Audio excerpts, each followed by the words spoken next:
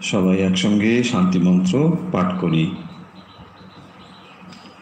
ওম পূর্ণমদ পূর্ণমিদং পূর্ণাৎ পূর্ণমুদচ্যতে পূর্ণস্য পূর্ণমাদায় পূর্ণমেবাবশিষ্যতে। ওম শান্তি শান্তি শান্তিঃ। শুক্ল যজুর্বেদীয় এই উপনিষদটি আমরা ধারাবাহিকভাবে পাঠ করছি। যারা আমাদের আগের পাঠে উপস্থিত ছিলেন তারা নিশ্চয়ই জানেন যে এই উপনিষদে মন্ত্রগুলো কিভাবে এক এক করে বর্ণনা করা হয়েছে এবং কিভাবে ঈশ্বরের সঙ্গে এই জগৎ তথা মানুষের কি সম্পর্ক এবং কিভাবে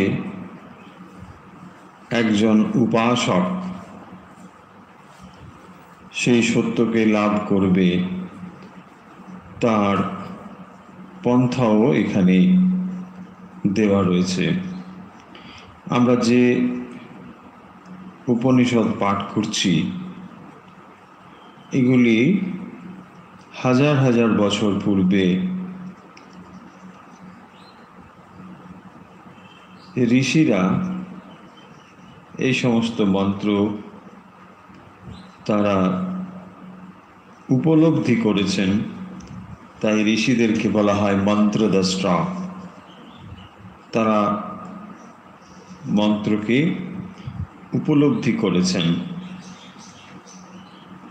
বেদ হলো অপৌরুষেয়, বেদ কোনো ব্যক্তির রচনা নয়। বেদ মানে জ্ঞান।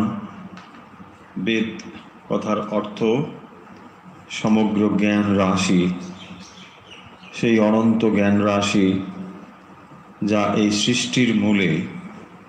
সেই জ্ঞান রাশি যখন ঋষিরা সেই সমস্ত জ্ঞানের উপরে মনোনিবেশ করতেন, ধ্যান করতেন, তখন তাদের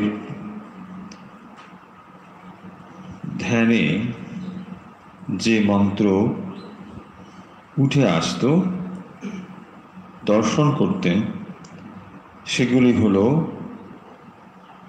উপনিষদের মন্ত্র। এবং সেই মন্ত্রগুলোই হাজার হাজার বছর ধরে বিভিন্ন সম্প্রদায় তথা বিভিন্ন মানুষ চর্চা করে আসছে। আমরা সেই মন্ত্রগুলো নিয়েই আলোচনা করছি। আমরা এই উপনিষদটির যে মন্ত্রগুলো পেয়েছি তার একেবারে শেষের দিকে এসে আমরা উপস্থিত হয়েছি। মূলত শেষের তিনটি যে মন্ত্র 16, 17 এবং 18 নম্বর মন্ত্র, এই তিনটি মন্ত্রের ভিতরে মোটামুটি একটি বিষয়কেই ব্যক্ত করা হয়েছে বা বলা হয়েছে, যেখানে 15 নম্বর মন্ত্রে যে হিরণ্ময়ের পাত্রে না বলা হয়েছিল, যে হিরণ্ময় পাত্রে সত্য আবৃত রয়েছে, ঢাকা রয়েছে, সেই সত্য যখন উপাসক তার সমস্ত উপাসনার পরে একেবারে অন্তিম অবস্থায় এসে উপনীত হয়েছেন, তখন তিনি কিভাবে তার কাছে প্রার্থনা করছেন, সেই প্রার্থনার কথাই আমরা 16, 17 এবং 18 নম্বর মন্ত্রে মূলত দেখতে পাব। 17 নম্বর মন্ত্রে আমরা আলোচনা করেছি, যেখানে মরণোন্মুখ উপাসক তিনি তার এই শরীর ভস্মীভূত হয়ে গেলে তিনি কি করতে চান, অগ্নির কাছে তার প্রার্থনা জ্ঞাপন করছেন। শুক্ল যজুর্বেদের ঋষি ছিলেন অগ্নির উপাসক, তাই এই উপনিষদে অগ্নিদেবতার উপাসনা করা হয়েছে এবং তাই আমরা দেখতে পাব যে এই উপনিষদে অন্তিম প্রার্থনা করা হচ্ছে অগ্নির কাছে এবং বায়ুরনিলম অমৃতমেদম ভস্মান্তগম শরীরম ওং ক্রতোস্মর কৃতগং স্মর ক্রতোস্মর কৃতগং স্মর, যেখানে বলছেন বায়ু, প্রাণবায়ু, অনিলম, অমৃতম, ইদম শরীরম, এই শরীর ভস্মীভূত হয়ে যাক এবং বায়ু সেই মহাবায়ুর সঙ্গে মিলিত হোক। এইটি উপাসকের অন্তিম প্রার্থনা আমরা 17 নম্বর মন্ত্রে দেখেছি। আজ আমরা 18 নম্বর মন্ত্র বা অন্তিম মন্ত্র এই উপনিষদের, সেইটি আমরা আজকে দেখব।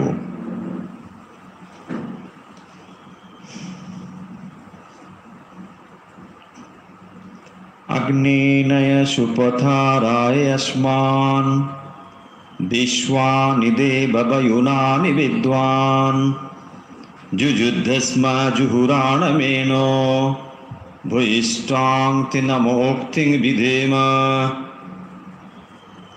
18 নম্বর মন্ত্রে বলছেন, अग्नेनय सुपथाराय अस्मान् विश्वानि देववयुनानि विद्वान् जुजुद्धस्म जुहुराणमेन जुजुद्धस्म जुहुराणमेन भूयिष्ठां ते नम उक्तिं विधेम। আশা করি পড়তে অসুবিধা হচ্ছে না, ছোট ছোট শব্দ ভাঙা রয়েছে এখানে। আগ্নেয়নয় সুপথা রায়ে আসমান বিশ্বানি দেব বয়ুনানি বিদ্বান। পরের যে শব্দটি যুযুদ্ধস্ম জুহুরাণমেন জুহুরাণম এনা জুহুরাণমেন ভূয়িষ্ঠাং তে নাম উক্তিং বিধেম। আমরা অর্থ দেখি, তারপরে ব্যাখ্যাতে আসব। অগ্নি নয় সুপথা রায়ে আসমান। অগ্নি মানে অগ্নি শব্দের সম্বোধন, হে অগ্নি, অগ্নি। আমরা আগেই বললাম যে এই উপনিষদে অগ্নির উপাসনা করা হয়েছে বা অগ্নির কাছে তার প্রার্থনা জানানো হয়েছে, যেহেতু তিনি অগ্নির উপাসক ছিলেন। তাই এখানে কি হচ্ছে না, কোন অগ্নি? যখন ভস্মান্তগম শরীরম, শরীর যখন ভস্মীভূত হয়ে যাবে, সেই অবস্থার ঠিক পূর্বে এই প্রার্থনাটি আবার জানানো হচ্ছে। কি প্রার্থনা জানানো হচ্ছে? আগ্নে নয়া সুপথা রায়ে আসমান।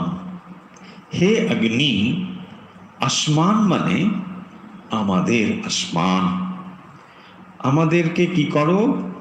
রায়ে সুপথা নয়া, সুপথা রায়ে নয়া, আমাদেরকে নয় মানে নিয়ে চলো। হে অগ্নি, আমাদেরকে নিয়ে চলো। কোথায় নিয়ে চলো? আমাদেরকে নিয়ে চলো সুপথা রায়ে, আমাদেরকে উত্তম মার্গে নিয়ে চলো, সুপথা রায়ে নয়, নিয়ে চলো। আমরা আগেই বললাম যে এই মন্ত্রটি একেবারে অন্তিম মন্ত্র। যখন শরীর ত্যাগ হয়ে যাবে ঠিক তার পূর্ববর্তী মন্ত্র হলো এইটি। উপাসক সারা জীবন ধরে উপাসনা করে এসেছেন, এখন তিনি অগ্নির কাছে তার শেষ প্রার্থনাটুকু জানিয়ে দিচ্ছেন, কারণ এরপরেই তার প্রাণবায়ু নির্গত হয়ে যাবে, এখন আর তার সময় নেই। তাই অন্তিম প্রার্থনা খুব দ্রুত অগ্নির কাছে তিনি জানিয়ে দিচ্ছেন। কি জানাচ্ছেন? না, হে অগ্নি, অগ্নি নয়া, তুমি আমাকে নিয়ে চলো। কারণ অগ্নি হচ্ছেন হুতবহ। অগ্নির একটি বড়ই ভূমিকা রয়েছে আমাদের শাস্ত্রে, কারণ এই অগ্নি, যে অগ্নি আমরা ব্যবহার করি, সেই অগ্নির দেবতা হচ্ছেন অগ্নি দেবতা। এবং সেই অগ্নি দেবতা যে 5টি মৌলিক উপাদান, তার মধ্যে অন্যতম হলো অগ্নি। এবং সেই অগ্নি কি করেন না, বহন করে নিয়ে যান।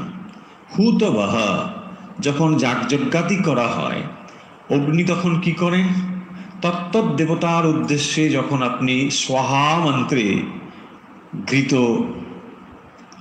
দিয়ে হবন করছেন, যে এইটি আমরা এই দেবতার উদ্দেশ্যে ঘৃত দান করলাম, অগ্নি কি করেন, তার সূক্ষ্ম ভাগটি ওই দেবতার কাছে পৌঁছে দেন।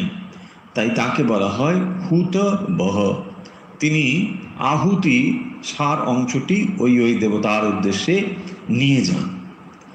সেই অগ্নির কাছে সেই কারণের জন্যে তার অন্তিম প্রার্থনা, কারণ অগ্নিতে শরীরটি ভস্মীভূত হয়ে যাবে। এবং সেই অগ্নির কাছে বলছেন, হে অগ্নি, তুমি কি করো আমাকে, আসমান মানে আমাদের, আমাদের কি করো, সুপথা রায়ে নয়। সুপথা মানে উত্তম মার্গ, ভালো পথ। আর কি করো, তুমি নিয়ে চলো। রায়ে শব্দের অর্থ হলো, রায় মানে কর্মফল শুভ অথবা অশুভ, যে কর্ম আমরা করেছি তার ফল লাভের জন্যে নয় মানে নিয়ে চলো। রায় শব্দের অর্থ হলো এটি, যে একটি অর্থ হয় ধন, ধন মানেই এটি কর্মফল শুভ অথবা অশুভ, তা লাভের জন্য তুমি আমাকে নিয়ে চলো। তাহলে অন্তিম প্রার্থনা করছেন যে হে অগ্নি, তুমি আমাকে সুপথা রায়ে আসমান, আমাদেরকে উত্তম মার্গে নিয়ে চলো। আশা করি পরিষ্কার অর্থ। দ্বিতীয় লাইন, বিশ্বানি দেব বয়ুনানি বিদ্বান। পরের লাইনে বলছেন বিশ্বানি দেব বয়ুনানি বিদ্বান। বিশ্বানি শব্দের অর্থ হলো সমুদয়, সমগ্র। বিশ্বানি সমগ্র, দেব বয়ুনানি বিদ্বান। বয়ুনানি মানে কর্ম বা প্রজ্ঞান সমূহে বিদ্বান, জ্ঞানশালী। তুমি বিদ্ধাতু, বিদ মানে জ্ঞানী, সেই জন্য বিদ্বান মানে তুমি জ্ঞানশালী। কে না, অগ্নি। তুমি কি করো না, আমাদেরকে নিয়ে চলো। হে দেব বিশ্বানি, যে দেব, দেব মানে হে দেব, হে অগ্নিদেব, বিশ্বানি বয়ুনানি বিদ্বান, সমস্ত কর্ম তুমি জানো, আমার সমস্ত কর্ম সম্পর্কে তুমি জানো, যেহেতু তুমি সব কিছু জানো। হে দেব বিশ্বানি বয়ুনানি বিদ্বান, তুমি সেগুলো হচ্ছে জ্ঞাত রয়েছ, তুমি সব জানো। তারপরে বলছেন যে যুযুদ্ধস্ম জুহুরাণম এনা পরের লাইনে দেখুন বলছেন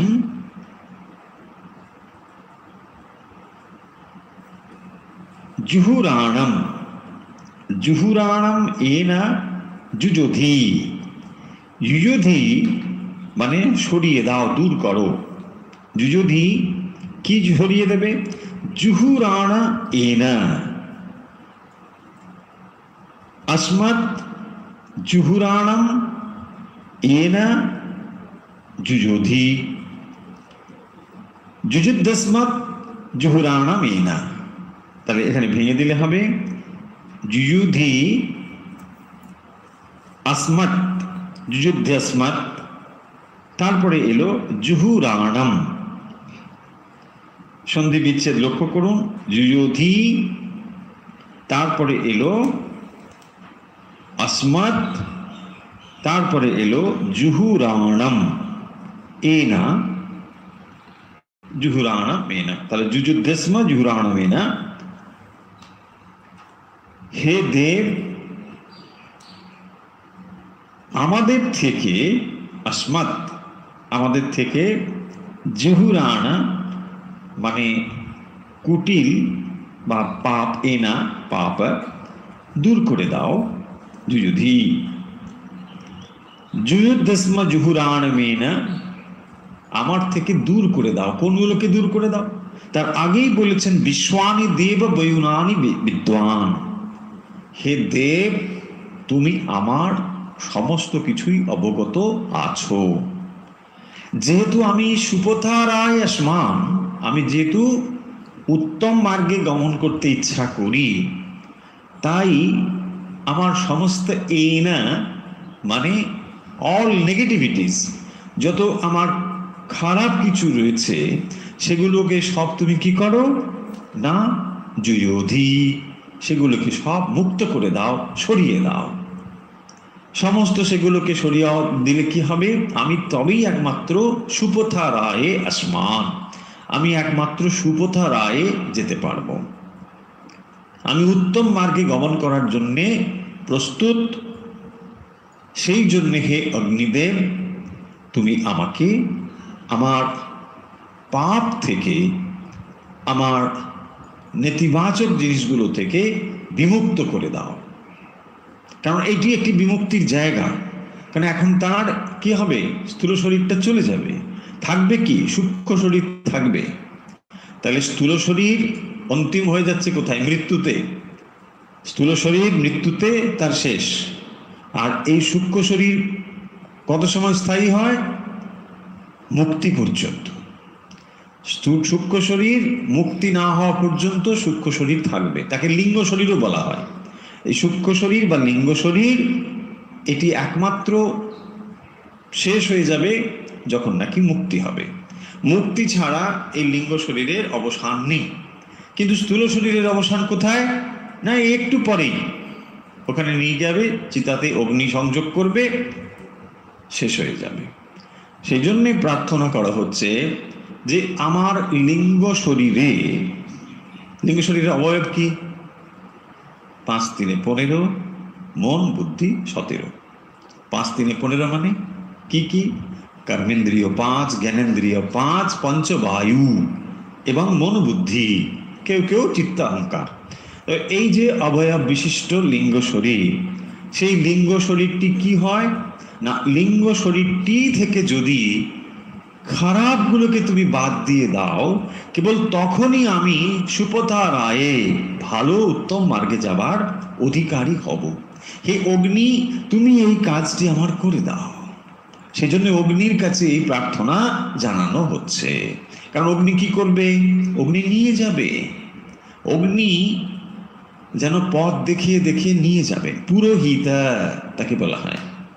পুরোহিত শব্দের অর্থ আমরা প্রিস্ট মনে করি, ঠিকই, এটি একটি অর্থ বটে, কিন্তু পুরোহিত মানে যিনি পুরো ভাগে অর্থাৎ সামনে পথ দেখিয়ে নিয়ে যায়। এরকম উপনিষদে রয়েছে যে যখন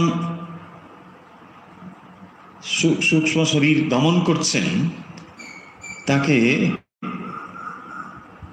ডেকে ডেকে নিয়ে যায়, এই পথ চলো চলো সামনে, তাকে যেন এসকর্ট করে নিয়ে যাচ্ছেন, এসো তোমার এই দিকে যাত্রা, চলো তোমাকে এই দিকে যেতে হবে, চলো, এইভাবে তাকে আবাহন করা হয়।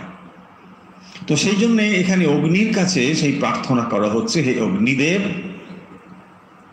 আমার ভেতরের যদি আসমাত জহুরান মেনা, আমার কাছে যে সমস্ত এই না পাপ খারাপ কিছু যা রয়েছে সে সমস্ত কিছু তুমি দূর করে দাও, যাতে করে আমি কি করতে পারি, সুপথা রায়ে, আমি উত্তম মার্গে গমন করতে পারি। দেখুন কত সুন্দর একটি মন্ত্র।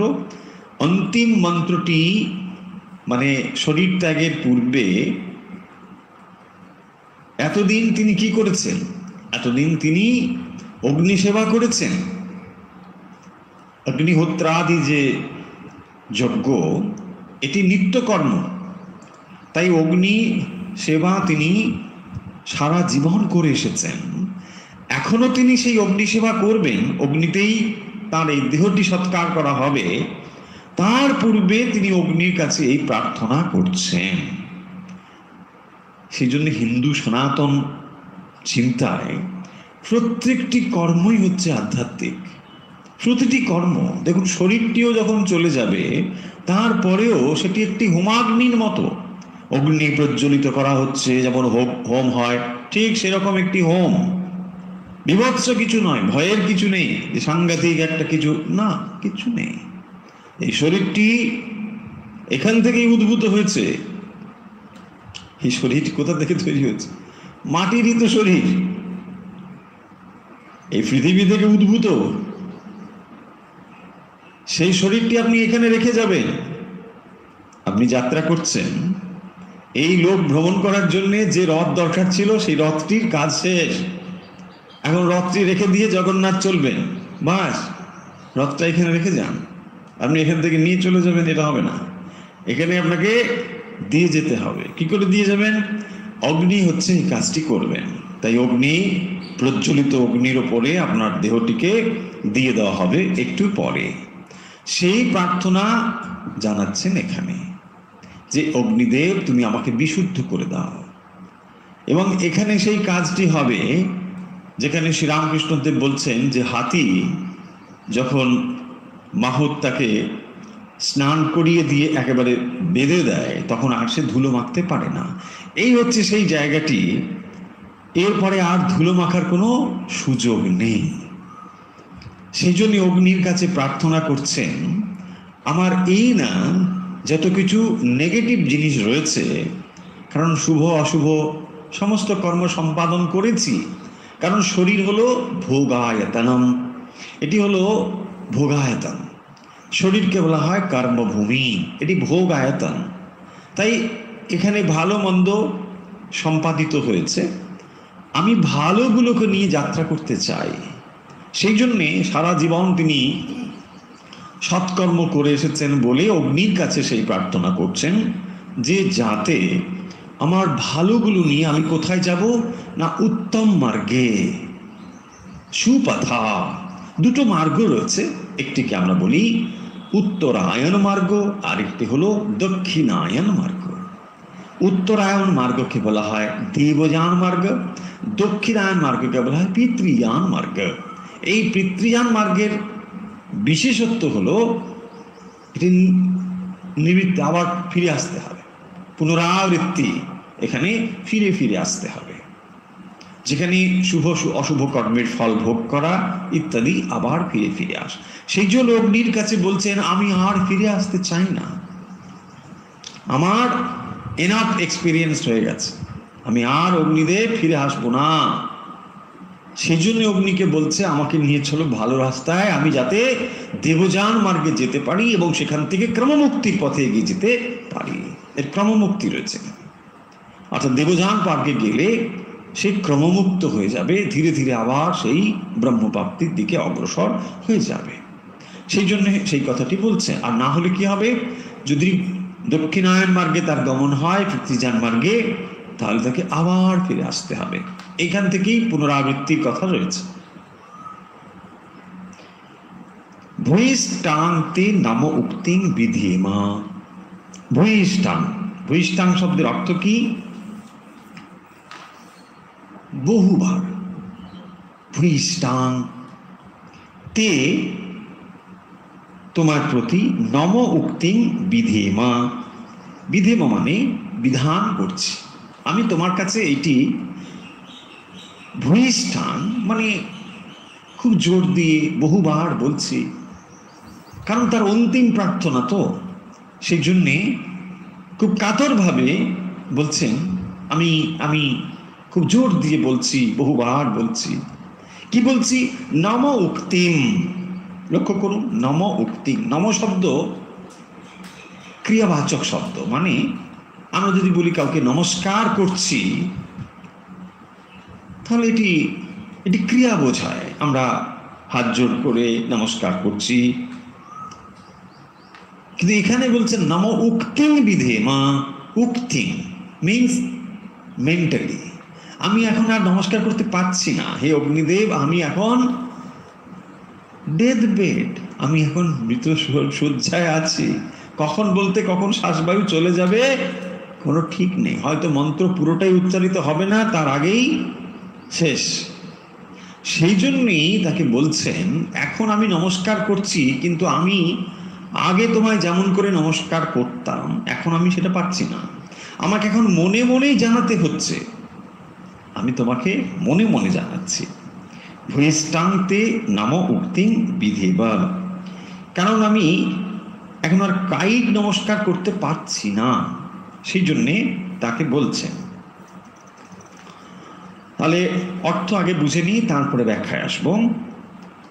আগ্নে নয়া সুপথা রায়ে আসমান বিশ্বানি দেব বয়ুনানি বিদ্বান।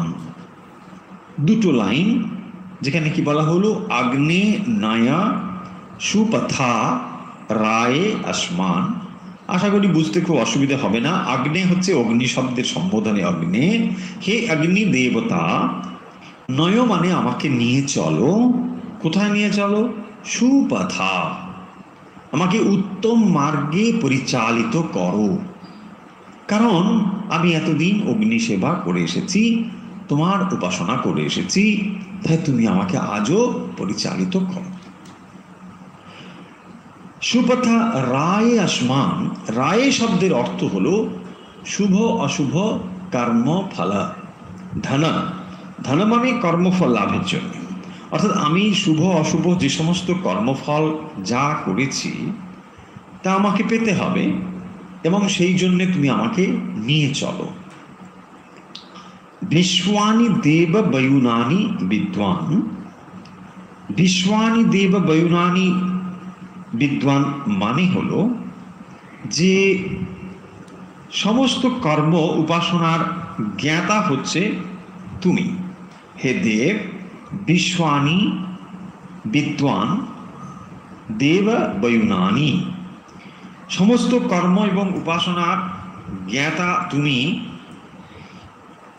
আমাদের যা কিছু নেতিবাচক রয়েছে তা সমস্ত কিছু থেকে আমাকে বিযুক্ত করে দাও। সেই মন্ত্রের অর্থ হলো এটি না, বিশ্বানি দেব বয়ুনানি বিদ্বান, তার মানে হে দেব, তুমি আমার সমগ্র কিছু জানো। সোজা কথা হচ্ছে এটি, তুমি আমার শুভ অশুভ সমস্ত কিছুই তুমি জানো, জ্ঞাত আছো।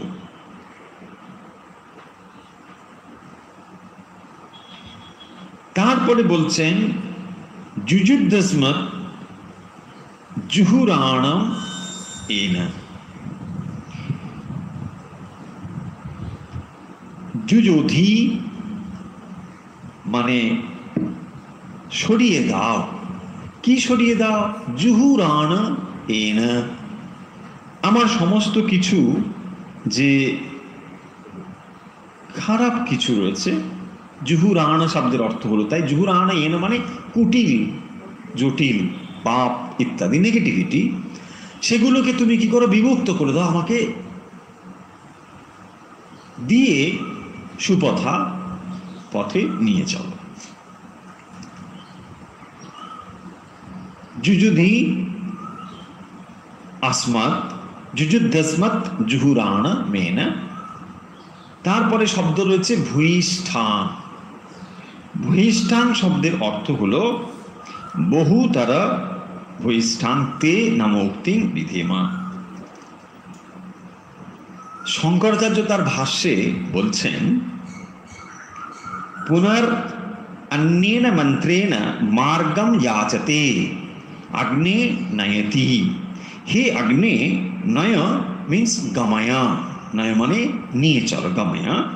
सुपथा शोभनेन मार्गेण। सुपथा शब्देर अर्थ हलो शोभन मार्गेर द्वारा।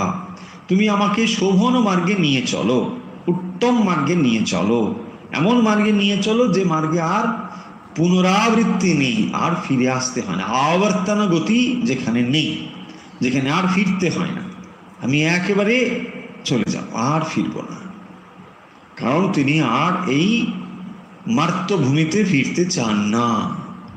কারণ শুভ অশুভ কর্মের সমস্ত তিনি দেখেছেন, তাই আর তিনি ফিরতে চান না, সেটি বলছেন।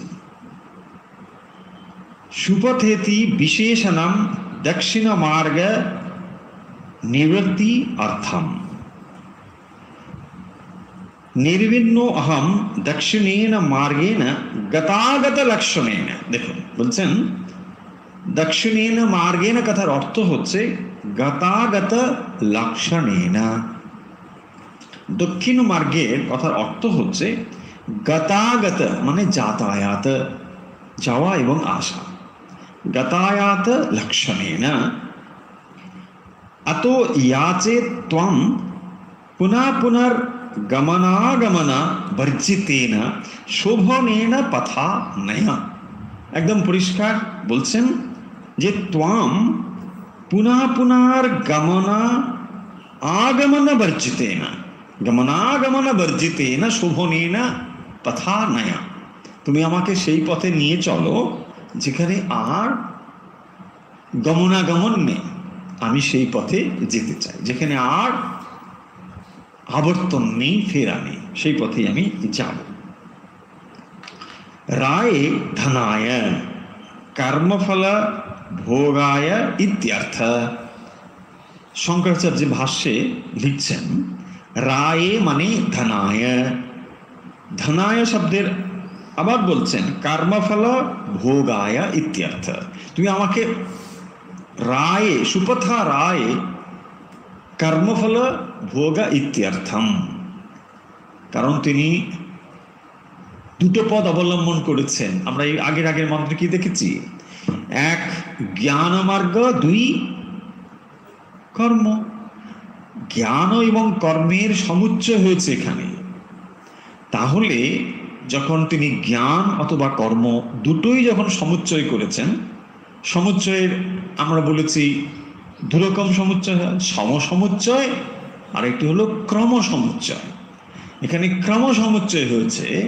যখন তিনি ক্রমসমুচ্চয় করেছেন অর্থাৎ জ্ঞান এবং কর্মে, তাতে শুভ অশুভ কর্মের ফল থাকতেই পারবে। সেই জন্য এখানে বলছেন রায়ে ধনায় কর্মফল ভোগায় ইত্যর্থম। কর্মফল ভোগায় কি করো আমাকে? শোভনেন পথা নয়। আসমান যথোক্ত ধর্মফল বিশিষ্টান বিশ্বানি মানে সর্বাণি হে দেব বয়ুনানি কর্মাণি প্রজ্ঞানানি বা বিদ্বান জানন কিঞ্চ যুধি বিজয় বিনাশয় अस्मत्तो जुहुराणं कुटिलं वंचनात्मकमेन पापं ततो वयं विशुद्धाः सन्त इष्टं प्राप्स्याम इत्यभिप्राय। किन्तु वयम इदानीं तेन शक्नुमः किसे ना परिचर्याम। এই শব্দটি বলছেন যে এই যে নম উক্তিং বিধেমা ভূয়িষ্ঠাং, তার ব্যাখ্যা করতে গিয়ে বলছেন কিন্তু বয়ম ইদানিম তেনা শক্নুমঃ, আমি এখন তা করতে পারছি না। কি করতে পারছি না? পরিচর্যাম, আমি তোমার অনেক পরিচর্যা করেছি। আপনি অগ্নির জায়গায় নিজ নিজ ইষ্ট দেবতা চিন্তা করুন, তাহলেই আরো সুন্দর একেবারে ঠিক ঠিক জায়গা বা সূত্রটা খুঁজে পেয়ে যাবেন। যেহেতু তিনি অগ্নির সেবা করেছেন, দেখুন আমরা পড়ছি যে সাহিত্যটি বা যে উপনিষদটি, সেটি হাজার হাজার বছর আগে, তখন এই মূর্তি পুজো শুরু হয়নি। আজ আমরা যখন মূর্তি পুজো করি, দেবতার উদ্দেশ্যে পুজো নিবেদন করি, তারও বহু বহু পূর্বে এই মন্ত্র। তাই অগ্নি দেবতাকে সাক্ষাৎ ব্রহ্মের প্রতিনিধি রূপে তার পুজো করা হচ্ছে। সেই অগ্নি যে 5টি উপাদান আমরা বলি, এই 5টি উপাদান কিন্তু চিরস্থায়ী। অগ্নির কোনো পরিবর্তন কখনোই সমাপ্ত হয়ে যাবে না। জলকেও কখনো শেষ করতে পারবেন না, বায়ু, ধরিত্রী, পৃথিবী, এই যে 5টি উপাদান এবং আকাশ, এই 5টি উপাদান কিন্তু ইটার্নাল। যে ব্রহ্মের মধ্যে অনন্ত অসীমত্ব রয়েছে, এই উপাদানগুলোর ভেতরে সেই অনন্ত অসীমত্ব রয়েছে। অগ্নিকে যা তা জিনিস ভাবার দরকার নেই। অগ্নি হচ্ছেন স্বয়ং সেই, একেবারে তাঁরই। এবং এই যে অগ্নি যা আমরা রোজ ব্যবহার করছি অগ্নি হিসেবে, সেই অগ্নিকেই ওই অগ্নি দেবতার সঙ্গে যুক্ত করা হচ্ছে। এবং সেই জন্য আগে উপনিষদের এই রকম করা হতো যে এই বায়ু, যে বায়ু আমরা স্পর্শ পাচ্ছি, সেই বায়ু মানে বায়ু দেবতা। তাহলে এই যে এক একটি উপাদান, তার অভিমানী এক দেবতা আছেন, এবং এই দেবতা এবং তার স্থূল রূপ হচ্ছে এইটি। সেই জন্য যে প্রজ্বলিত অগ্নি, সেই অগ্নিকে কি করা হতো, যে আমরা যখন অগ্নি দেবতাকে সবসময় চোখের সামনে দেখে তার পুজো করতে পারছি না, তারই একটি ফর্ম হলো এই অগ্নি। সেই অগ্নিকে আমরা পুজো করছি। এইভাবে ধীরে ধীরে পরিবর্তিত হয়ে এলো প্রতিমার ধারণা, পরবর্তীতে, অনেক পরবর্তীতে। কিন্তু এইভাবে সেটি হয়েছে, ধীরে ধীরে এইভাবে এসে উপনীত হয়েছে। সেই জন্যে সেই অগ্নির কাছে প্রার্থনা করছেন যে ভূয়িষ্ঠান তে নাম উক্তিং বিধেমা, ইদানিম বয়ম তে না শক্নুমা পরিচর্যাম। আমি এখন তোমার পরিচর্যা করতে পারছি না, আমি আর পারবো না। আমার অন্তিম প্রার্থনা, অন্তিম প্রণাম তোমাকে জানাচ্ছি। কারণ এতদিন আমি পরিচর্যা করেছি, আমি এতদিন সেবা করেছি। আপনি ইষ্ট দেবতার কথাই চিন্তা করুন, তাকে আপনি সারা জীবন ভালোবেসেছেন, কোথাও গেলে তার জন্যে মিষ্টি কিনে এনেছেন, তার যা ভালো লাগে দিয়েছেন, তাকে উপহার দিয়েছেন, সাজিয়েছেন, ফুল দিয়েছেন, চন্দন দিয়েছেন, অন্তরের ভালোবাসা দিয়েছেন, সমস্ত কিছু দিয়েছেন, স্মরণ মরণ করেছেন। অন্তিম সময়ে তাই তার জন্যে আপনি এই প্রার্থনাটুকু করছেন যে আজ আমি তোমার কোনো পরিচর্যা করতে পারছি না, কারণ আমার আজ আর শেষ, এই স্থূল শরীরটি সঙ্গে আমার সম্পর্ক বিচ্ছিন্ন হতে চলেছে। কি সুন্দর প্রার্থনা, একেবারে করুণ প্রার্থনা। ভূয়িষ্ঠাং বহুতরাম তে তুভ্যম নম উক্তিং নমস্কার বচনম বিধেমা নমস্কারেণ পরিচারেমা ইত্যর্থ।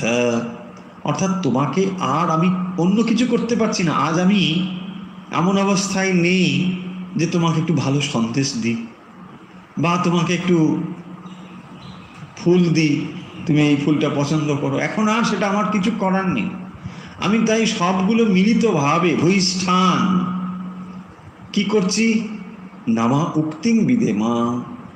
হাত তো তুলতেও পারছি না, কারণ ওখানে ঢোকানো আছে, এখানে চ্যানেল করে দিয়েছে, বাস বেডের সঙ্গে বাঁধা। হাতটাও তুলতে পারছে না, যে হাত তুলে নমস্কার করবে তাও পারছে না। তো কি করছে সে, মনে মনে ওইটুকু, বাস সেই জন্য নাম উক্তিং বিধেমা, আমি কেবল মেন্টালি মনে মনে তোমাকে আমার অন্তিম প্রণাম জানাচ্ছি, যাতে করে তুমি আমাকে আমার সুপথারাহে ঠিক ঠিক পথে পরিচালিত করো। তাহলে এই যে মন্ত্রটি অর্থাৎ 18 নম্বর মন্ত্র, মূল বক্তব্য কিন্তু এইটি যে অগ্নি দেবতার কাছে তিনি প্রার্থনা করছেন, তার অন্তিম প্রার্থনা, যাতে করে, যেহেতু অগ্নি সমস্ত কিছু জানেন, সেটি বলছেন বিশ্বানি দেব বয়ুনানি বিদ্বান, বিজ্ঞানী জানেন, জানেন, যেহেতু তিনি সমস্ত কিছু জানেন, তিনি হচ্ছেন সাক্ষী। সেই জন্য দেখবেন অগ্নিকে সাক্ষী রাখা হয় না, অগ্নি। কি সুন্দর আইডিয়াগুলো দেখুন, অপূর্ব সব আইডিয়া রয়েছে। লোকে যখন বিবাহ আদি কর্ম করে সেখানে অগ্নিকে পবিত্র অগ্নি, এবং বলা হয় অগ্নি সাক্ষী। অগ্নি সাক্ষী মানে এটাই, মানে সমস্ত কিছুর ভেতরে অগ্নিকে সংযুক্ত করা হচ্ছে, কারণ অগ্নি বিশ্বানি বয়ুনানি বিদ্বান, ইউ নো এভরিথিং। কোনো একটা মুহূর্ত নেই যে তুমি জানো না, কারণ আমরা যে সময়ের কথা পড়ছি তখন অগ্নিহোত্র একটি বিশেষ যজ্ঞ, যা করতে হতো সবাইকে, সকলেই অগ্নিহোত্রাদি করতেন। এবং সেই অগ্নিহোত্র কি করতেন, যখন ব্রহ্মচর্য আশ্রমে থাকতেন তখন তিনি একটি অগ্নি মেনটেন করতেন। তারপরে যখন তার গার্হস্থ আশ্রমে বিবাহ হয়ে যেত তখন তার আবার একটি আলাদা অগ্নি হতো, সেই অগ্নি তিনি মেনটেন করতেন। অগ্নিহোত্র কর্মে এসব রয়েছে যে তিনি আজ থেকে পৃথক অগ্নির অধিকারী হলেন, এবং এইটি তিনি সারা জীবন সেই অগ্নিহোত্রাদি কর্ম করে যাবেন। এমনকি যদি তিনি অন্য কোথাও যেতেন, কোনো জায়গা থেকে অন্য কোথাও যাবেন, তখনও তাকে এই সমস্ত কিছু নিয়ে যেতে হতো, সেখানে গিয়ে আবার সেই অগ্নিহোত্রাদি যজ্ঞ করে তারপর তিনি সব কিছু করবেন। তাই দিন শুরু হতো এই সমস্ত অগ্নিহোত্রাদি কর্ম দিয়ে, করতে হবে এগুলো, এগুলো অবশ্যই কর্ম, নিত্যকর্মের মধ্যে পড়ে, করতে হবে।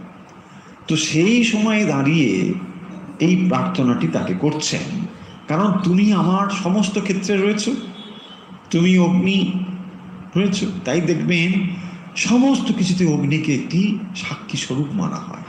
জাগ প্রদীপ, দুর্গাপুজোর সময় জানেন একটি প্রদীপ, জাগ প্রদীপ, সেও ওই অবস্থারই একটি সূক্ষ্ম ধারা চলে এসেছে। ওখানে একটি প্রদীপ, জাগ প্রদীপ থাকে, মানে হে অগ্নি তুমি সাক্ষী, তুমি সব কিছুতে আছো। এখনো যে একটি প্রদীপ জ্বলে, আপনি একটু কোথাও মোমবাতি জ্বালিয়ে দেন, সেও এই প্রতীক রূপে চলে এসেছে। অগ্নিকে রাখা হয় ওখানে, যে অগ্নি আমি জ্বালিয়ে দিলাম।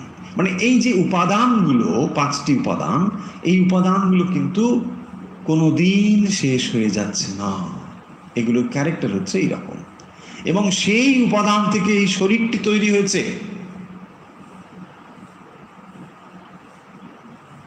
এখন এই শরীরটি যদি মাটি থেকে তৈরি হয়েছে বলি, খুব একটা খারাপ কিন্তু বলা হবে না। বলছে না, এটা বিজ্ঞান মতো হলো না, একেবারেই বিজ্ঞান মতোই হলো।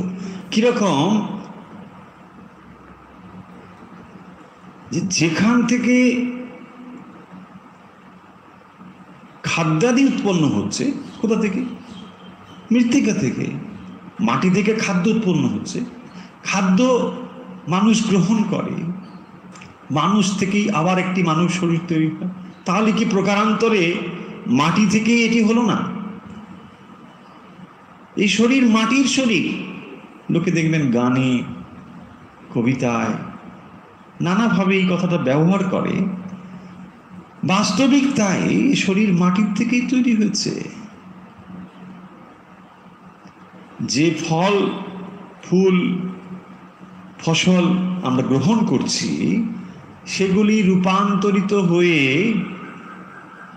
পিতৃ শরীরে ওজো রূপে রূপান্তরিত হয়, এবং সেই পিতৃ শরীরের ওজো মাতৃ শরীরে গিয়েই একটি শরীর উৎপন্ন হয়। এটিকে বিজ্ঞান বলবেন তো? যদি এটিকে বিজ্ঞান বলেন, তাহলে মাটি থেকে এই শরীর উদ্ভূত হয়েছে, এটিকে অবৈজ্ঞানিক বলার কোনো তাৎপর্য আছে কি? হ্যাঁ, ম্যানিফেস্টেড, ডাইরেক্ট নয়, এটা ঠিক কথাই, ম্যানিফেস্টেড, বাট সোর্সটা কি? এখন আপনি ধরে নিন পৃথিবী থেকে মাটি নেই, জীবনও নেই, আপনিও নেই, আমিও নেই, তাহলে এই যে মাটি থেকে উদ্ভূত, বা আরো ভালো করে বললে এই 5টি উপাদান দ্বারা পঞ্চভৌতিক যে শরীর, সেই শরীরটি এই জড়জগতের উপাদান নিয়ে তৈরি হয়েছে। কিন্তু যে সূক্ষ্ম শরীর, সেই সূক্ষ্ম শরীর কিন্তু এই জড়জগতের উপাদানে নির্মিত নয়। সেই কারণের জন্য যখন সেটি বিচ্ছিন্ন হয়ে যাবে জড়জগতের সঙ্গে, তখন জড়জগতের জিনিসগুলো এখানে পড়ে থাকবে। জড়জগৎ থেকে উদ্ভূত ঠিকই, মন কোত্থেকে হলো? মন আপনার স্থূল শরীরে সত্য, রজ, তম, তার সংস্কার রূপে মন। কিন্তু এই মন এই জড় বস্তুর মতো নয়, সেই কারণের জন্য সেটি বিচ্ছিন্ন হয়ে উদ্গত হয়ে চলে যাবে। তাই এখানে সেই প্রার্থনা করছেন যে যাতে তিনি সংস্কার নিয়ে যখন উদ্গত হয়ে যাচ্ছেন, চলে যাচ্ছেন, তাহলে বারবার আমরা যে প্রশ্ন করি আত্মা চলে যায়, আত্মা কিন্তু চলে যাচ্ছে না। আশা করি এই মন্ত্র পাঠের পরে আপনাদের পরিষ্কার হয়ে যাবে যে চলে যাচ্ছেন আত্মা নয়, চলে যাচ্ছেন সূক্ষ্ম শরীর বা লিঙ্গ শরীর। সেই লিঙ্গ শরীরে আমি অনুভব থাকে, সেটিও একটি শরীর, কেবলমাত্র সেটি ভিজিবল নয়, দেখা যায় না, এই হলো তফাৎ। তার এক্সিস্টেন্স থাকে এবং সেখানে আই থাকে, আহং ব্যক্তি থাকে, মন রয়েছে, মন থাকলে আই থাকে, but not manifested, cannot be communicated, communicate করতে পারবেন না। অনেকে বলেন না তাহলে মৃত শরীরের সঙ্গে কি আমরা কথা বলতে পারবো? না, কথা বলতে পারবেন না, কারণ তার চোখ নেই দেখার মতো, কিন্তু তার দেখার মতো, শোনার মতো, অনুভব করার মতো সমস্ত উপকরণ রয়েছে in a very subtle form, খুব সূক্ষ্মভাবে যেটা রয়েছে। কিন্তু যখন এই ডিভাইসের সঙ্গে কানেক্টেড হয়ে যাবে, তখন দেখবেন সেটা ম্যানিফেস্টেড হয়ে যাবে। এখনকার দিনে সেটা বোঝা খুব সহজ। ধরুন আপনি যে কোনো একটি মোবাইল ফোন ব্যবহার করেন, অ্যান্ড্রয়েড ফোন, এখন আপনার ডেটা কোনো একটা ফোনে ছিল, প্রচুর রকম ডেটা ছিল, আপনি আর একটা ফোনে লগ ইন করুন, সঙ্গে সঙ্গে সব ডেটা সেখানে কানেক্টেড হয়ে যাবে। আপনি জিমেল দিয়ে ওখানে ঢুকে পড়ুন, যেই ঢুকলেন কি দেখলেন, আরে বাপরে, আপনি গত 10 বছর ধরে যা যা করেছেন সমস্ত ওখানে রেকর্ডেড রয়েছে, আপনি সঙ্গে সঙ্গে দেখতে পেলেন, ও আচ্ছা একে এই ছিলাম, এই পাঠিয়েছিলাম, দেখুন সব কি করে হলো। আর এটা নতুন ডিভাইস, দেখুন এটাকে সূক্ষ্ম শরীর বুঝুন, এটাকে আপনি স্থূল শরীর বুঝুন, যে নতুন একটি ডিভাইসের সঙ্গে ওটা কানেক্টেড হয়ে গেল। আচ্ছা, যখন আপনি বলছেন যে Gmail, it is not visible, আপনি কি জিমেলে ছিল, কি ডেটা ছিল জানা ছিল না, বুঝলাম না, কিন্তু যেই আমি একটি ডিভাইসের সঙ্গে কানেক্ট করে দিলাম, আপনি দেখছেন আরে বাপরে এত কিছু ছিল ওখানে, এই ছবি, এই এই এই কত কিছু সব ছিল, বেরোলো। কি করে বেরোলো? যখনই ডিভাইসের সঙ্গে কানেক্টেড হয়ে গেল, বেরোলো। তার মানে কি? পয়েন্ট হচ্ছে সূক্ষ্ম শরীর দেখা যায় না মানে সেটা নেই তা নয়, এটা রয়েছে। এবং সেই সূক্ষ্ম শরীর যখন এই স্থূল শরীরের সঙ্গে ডিটাচড হয়ে যাবে, লগ আউট হয়ে যাবে, এখনকার ভাষায় যদি বলি লগ আউট হয়ে যাবে। সো লগ আউট হয়ে গেলে কি হবে? এই ডিভাইসটা ডিসকানেক্টেড হয়ে গেল। এখন ডিভাইসটা যখন ডিসকানেক্টেড হয়ে যাবে, তখন কি হবে? হরি ওম রামকৃষ্ণ। সো তার জন্যে সেখানে তৈরি হয়ে থাকবে, কাঠ দিয়ে সব রেডি।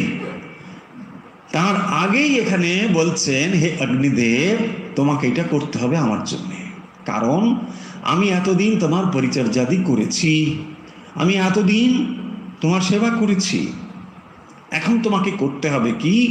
আমার এই শরীরটিকে ভস্মীভূত, ভস্মান্তগম শরীরম, আগেই বলা হয়েছে, এটিকে ভস্মীভূত করতে হবে, করে দেবে, এবং তারপরে তুমি আমাকে পরিচালিত করবে। মানে আমি তো আর হেঁটে যেতে পারবো না, আমার তো সূক্ষ্ম শরীর, এই পা তো এখানে রেখে দিতে হবে, তাহলে আমাকে কে নিয়ে যাবে?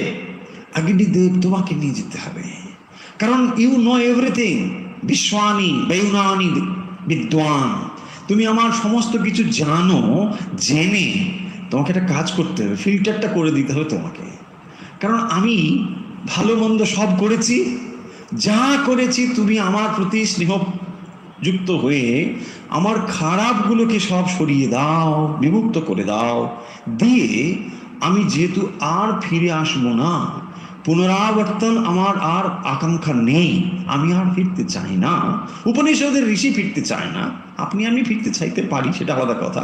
উপনিষদের ঋষি যে কথা বলছেন যে তিনি আর ফিরে আসতে চান না। তিনি কোথায় চান না, তিনি ক্রমমুক্তির পথে চান। সেই জন্য বলছেন সুপথারায়, তিনি সুপথে যেতে চান, উত্তম মার্গে গমন করতে চান। সেই জন্য তিনি বলছেন তিনি উত্তম মার্গে যাবেন। কিন্তু আপনার যদি ইচ্ছে থাকে ফিরে আসার, হ্যাঁ ফিরে আসুন, ঠিক। আরে দেখতে চাই নাতিটা কি হলো, কত বড় ওরা, ঠিক আছে আসুন। উপনিষদ তাতে কোনো বাধা দিচ্ছেন না, কিন্তু বলছেন যে ওই রাস্তাটা হলো ফিরে আসার রাস্তা। ওখানে কি করতে হবে, গমনাগমনম, ওখানেই যাতায়াত করতে হবে। এটা কি শঙ্করাচার্য বলেছেন, পুনরপি জননম পুনরপি মরণম পুনরপি জননী জঠরে শয়নম। বাস, এই আবার সেখানে থাকো, আবার বেশ ট্যাঁ করে কেঁদে ওঠো, ওখানে আবার হয়ে গেল, আবার বেলা ফট শেষ, কি হলো না মুখ বাবু ফট হয়ে গেল। সো এই নাটক যে চলছে, ড্রামা যে চলছে, যদি ভালো লাগে very good, you do it, কোনো বারণ নেই। উপনিষদের ঋষি বলছেন আমার এক্সপিরিয়েন্স যথেষ্ট হয়েছে, ওরে বাপরে আমি আর ও পথে আমি আর যাব না।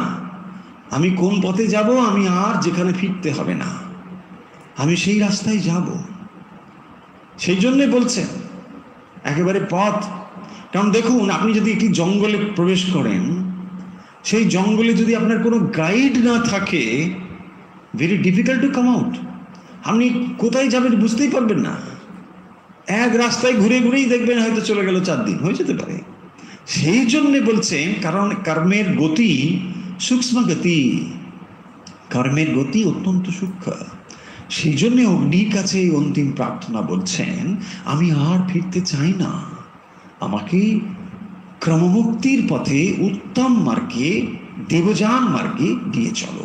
দেব শব্দের অর্থ কি? দেব মানে দীপ্তি, মানে প্রকাশ। আমি সেই পথে যেতে চাই যেখানে প্রকাশ রয়েছে, দিব্যতা রয়েছে, মানে প্রকাশ রয়েছে। তামর থেকে উল্টো, তামসা মানে অন্ধকার, তামসা বৃতেনা রয়েছে, সেই অন্ধকারের থেকে আলাদা। দেবতা মানে দীপ ধাতু থেকে, দীপতা মানে প্রকাশ, যেখানে সাত্ত্বিক গুণই হচ্ছে প্রকাশের কারণ। যেখানে সাত্ত্বিকতা রয়েছে সেখানে ইলুমিন রয়েছে, প্রকাশ রয়েছে। দিব্য ভাব মানে হচ্ছে এটাই, তাকেই বলা হয় দেবতা, যার ভেতরে দিব্য ভাব ম্যানিফেস্টেড হচ্ছে। তো তার কাছে প্রার্থনা করছেন, যেহেতু আপনি আমার সব কিছু জানেন, জুয়ুধি, আমাকে কি করো, মুক্ত করে দাও, থেকে মুক্ত করে দাও। জুহুরান মেনা, জুহুরান মানে কুটিল, নানা রকম জটিল। ওই যে একটু আগে আমরা বললাম কর্মশ গহনা গতি, কর্মের গতি অত্যন্ত গহন, বোধগম্য নয়। সেই জন্যে তাকে এটি বলছেন। তারপরে বলছেন বহিষ্টান্তে নমোক্তি বিধিমা। এই মন্ত্রেও সেই ভাবটি ব্যক্ত হয়েছে যে আমি এখন কি করব না, বয়ম ইদানিম তে না শক্নমা পরিচর্যাম, আমি এখন আর পরিচর্যা করতে পারছি না। এই অগ্নিদেব, আমি তোমার আর পরিচর্যা করতে পারছি না। যেন অন্তিম কাকুতি, অন্তিম প্রার্থনা প্রকাশিত হয়েছে একজন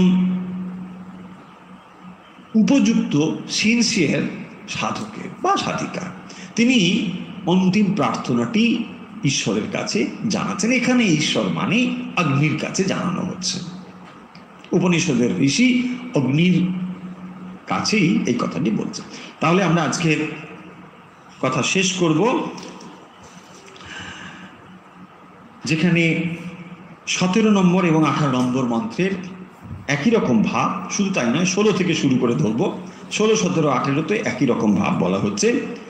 17-তে বলা হচ্ছে যে আমার সমস্ত কিছু, এই যে পঞ্চবায়ু, সেটি যেন পঞ্চভূতের সঙ্গে বিলীন হয়ে যায়।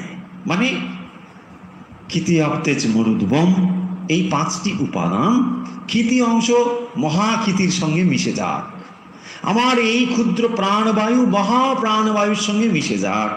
মানে কি? কথার অর্থ হলো, আমি যাকে সূক্ষ্ম শরীর বলি, এটি হলো ব্যক্তি হিসেবে, ইন্ডিভিজুয়াল হিসেবে।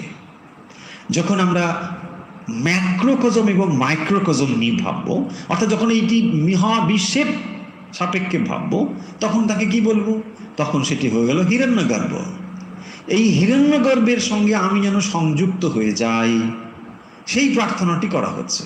বলছেন যে বায়ুর অনিলম অমৃতমেদম ভস্মান্তগম শরীরম, আমার শরীর ভস্মিত হয়ে যাক এবং সমস্ত এক একটি উপাদানের সঙ্গে সংযুক্ত হয়ে যাক।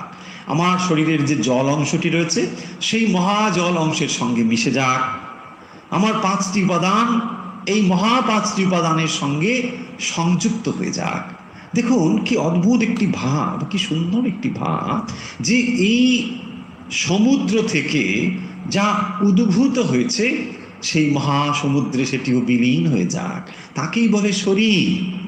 আমরা ভাবি, ওরে বাড়ে কি একটা শরীর, একেবারে জিমে গিয়ে ঘষে ঘষে। আরে ভাই, এই তো শরীর, এই তো সেই শরীরটাকে কি বলছে?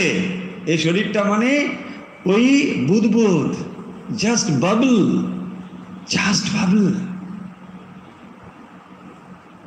এবং সেই প্রার্থনা করছেন, এই বাবলটা কিরকম? যেখান থেকে উদ্ভূত হয়েছে ওখানেই ফিরে যাওয়া।